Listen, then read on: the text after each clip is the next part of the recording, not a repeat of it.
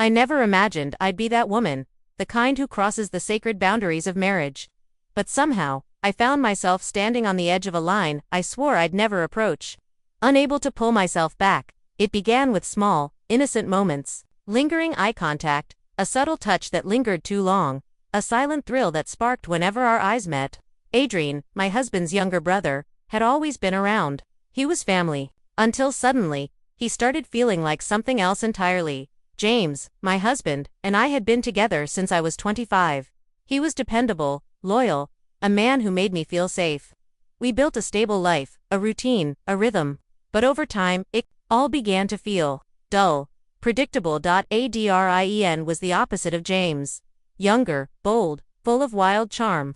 Where James was calm and calculated, Adrian was unpredictable, reckless. He ignited something in me I hadn't realized was missing. Not until it was too late. One cold evening, with James away on a work trip, Adrian temporarily staying with us due to a housing situation, emerged from the shower, damp and shirtless. I caught myself staring. He noticed, and he didn't look away. The tension thickened, flirtation turned to curiosity. Conversations tiptoed across dangerous territory. He asked if I was bored with life, with James, and I couldn't deny the flutter in my chest. Every brush of his hand, every look, started to break down my defenses. One night, while sitting too close on the couch, he leaned in. His fingers brushed my face. He asked me to admit I felt it too, and I couldn't lie. Just as our lips nearly met, the front door opened. James was home early. I sprang off the couch like I'd been burned, heart pounding, guilt surging. Adrian played it cool.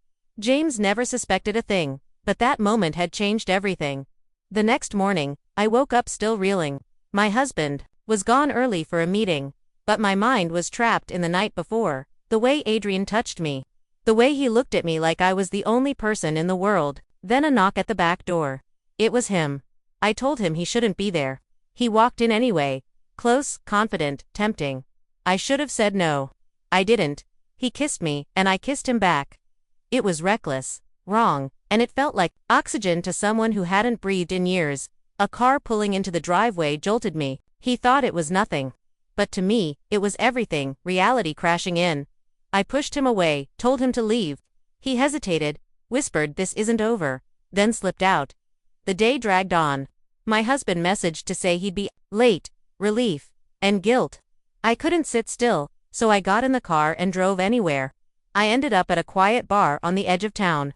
A place where I could disappear for a while, but I wasn't alone. I felt him before I saw him. Adrian. He came to me, sat close. Our bodies touched. My resolve slipped again. He whispered that no matter how far I ran, I'd always end up right where I belonged, with him. And deep down, I knew he was right.